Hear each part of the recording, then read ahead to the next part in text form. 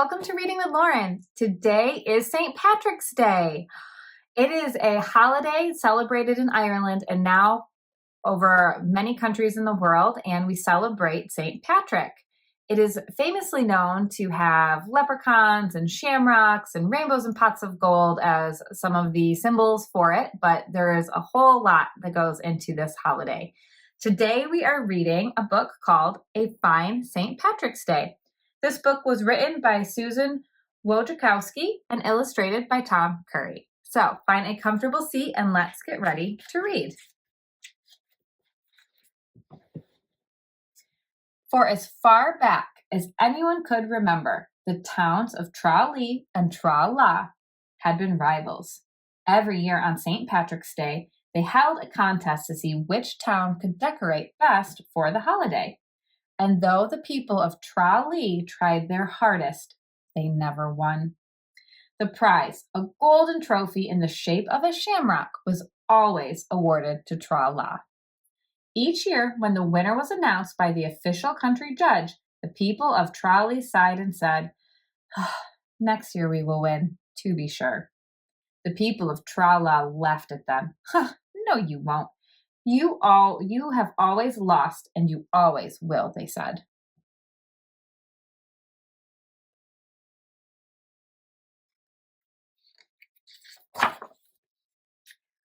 One year, the mayor of Tralee rang the bell in the town square, calling all the townspeople to gather. When everyone was there, he said, "Little Fiona Riley, though she's but a wee lass of 6, has come up with a fine idea for this year's contest. We will win, to be sure, but only if everyone agrees to it." Little Fiona's plan was to paint everything in the town bright green. "'Tis a fine idea," said Emily O'Fallon, "but will all of our houses be painted green?" "Yes," said the mayor. "'Tis surely a fine idea," said Reverend Flattery, "but will even the churches be green?" "Yes." "'Tis a most excellent idea," said Borgan O'Neill, the school principal, "but will the school be green?"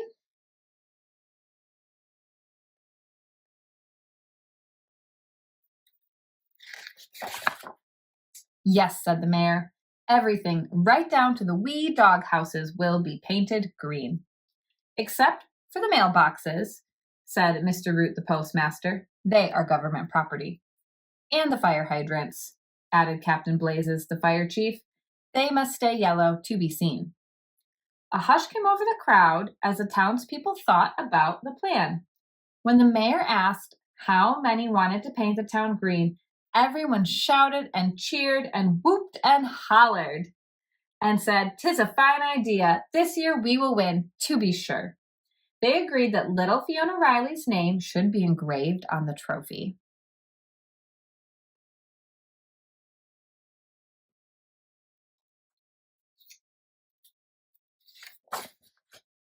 The people of Tralee bought painters' hats and coveralls. They bought brushes and rollers.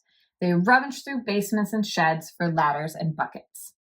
A little Fiona was allowed to choose the shade of green they would use: Emerald Isle, Limerick Lime, or Galway Green. Fiona chose Limerick Lime. Mr. and Mrs. Kelly, who owned the hardware store, ordered hundreds and hundreds of gallons of Limerick Lime paint. Meanwhile, the people of Trala were planning too. They decided to cut shamrocks from green cardboard, sprinkle them with glitter, and hang them from every branch of every tree in town.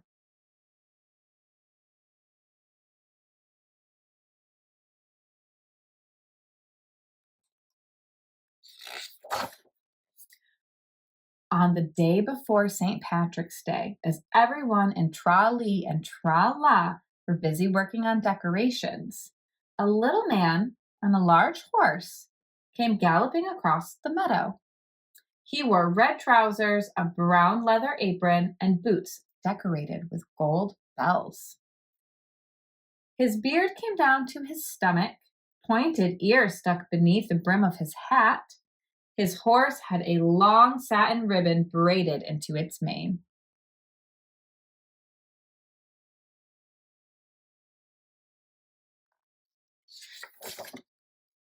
The man turned toward Tra-La and stopped as Mrs. Dongle's house at the edge of town. He pounded on the front door. Mrs. Dongle, scissors in hand, answered. Frantically, the little man asked, "Begging your pardon, can you help me? I was leading my cows across the river, and Sure and Bagora, they are stuck in the mud." "You picked the wrong day to ask for help," said Mrs. Dongle sharply. "I'm cutting shamrocks." She shut the door in his face.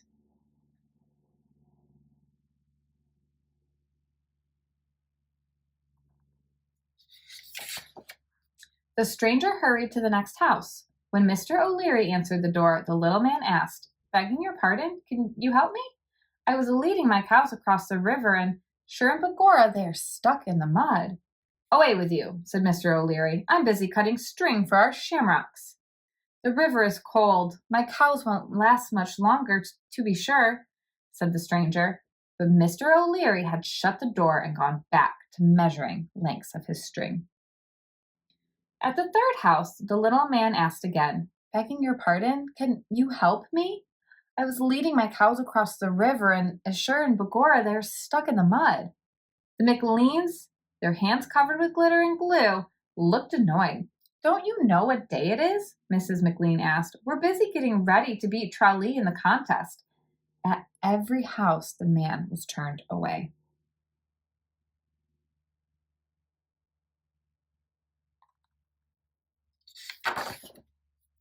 Finally, he crossed the field into Tralee.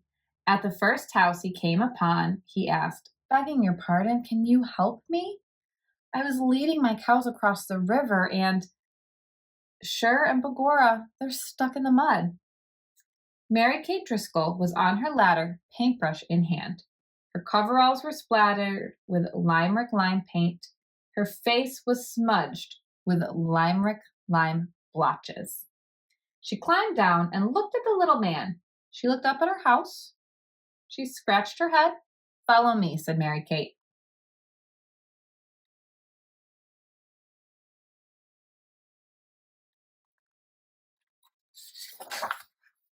She ran to the town square and rang the bell until the townspeople came. Wearing coveralls and painters' hats, the little man yelled out to the crowd, "Begging your pardon, can you help me? I was leading my cows across the river, and Sure and Bagora, they are stuck in the mud." "But what about our painting?" someone shouted. "What about the contest?" called another voice. "This year we will win, to be sure." "What about the trophy?" a third person called out. Little Fiona Riley was sitting atop her father's shoulders, listening. She looked down at the people, all splattered with limerick lime paint. She thought about the golden trophy. She thought about having her name engraved on it. Finally, she called out in a voice loud and clear, "But what about the cows? We need to help the cows."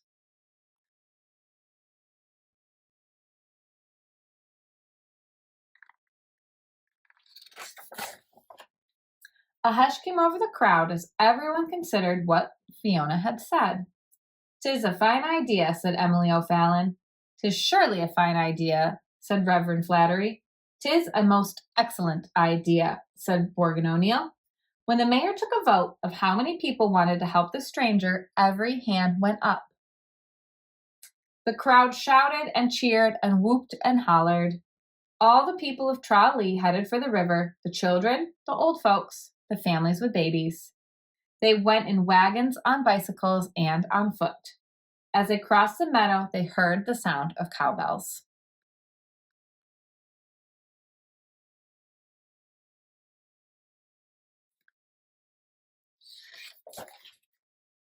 And when they reached the river, Sure and Bagora, there were the little man's cows stuck in the mud. Everyone pushed and pulled and tugged. One by one, the cows were freed from the mud at the bottom of the river. The sun had long set by the time the people of Tralee got back to their homes and fell into bed, tired and wet. "Ah, well, next year we'll win, to be sure," said the mayor to his wife as he sank into a deep, snoring sleep.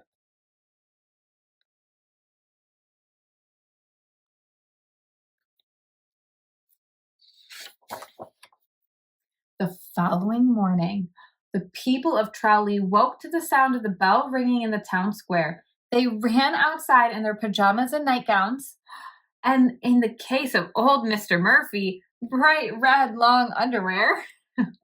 What they saw was so incredible they could barely believe their eyes. Every inch of Trowley was green, sparkling, shimmering, glimmering, gorgeous green, from the wee dog houses to the tall spire of the church, except for the mailboxes being government property, and the fire hydrants, which remained yellow so they could be seen. The people of Trowley shouted and cheered and whooped and hollered, "This year we will win, to be sure!"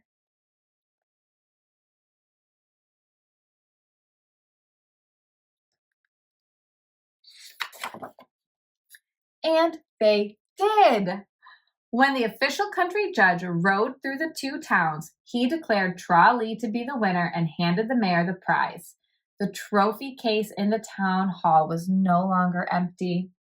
It now held one golden shamrock, which would soon be engraved with little Fiona's name. As the St. Patrick's Day supper of lamb and boiled potatoes was set out in the town hall, the mayor asked some of the townspeople to find the stranger and invite him to the party. They rode across the meadow beyond the river as far as the peat bog, but they could not find the little man or his cows.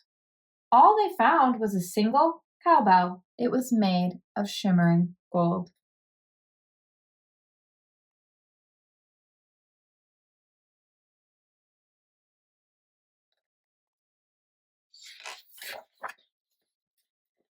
And though the people of Trowley passed the golden cowbell from hand to hand and talked throughout supper about the glimmering, glorious green miracle, no one could account for what had happened. All they could remember was the twinkling sound of the little man's boots and the beautiful ribbons in the horse's mane. And little Fiona Riley remembered that when the man thanked her at the river, he said, "You have already won." As the sun began to sink behind the hills, the town slowly faded back to its real colors. "'Twas a fine St. Patrick's Day," said the mayor. He took the golden shamrock from the trophy case and put it into little Fiona Riley's hands. Everyone shouted and cheered and whooped and hollered.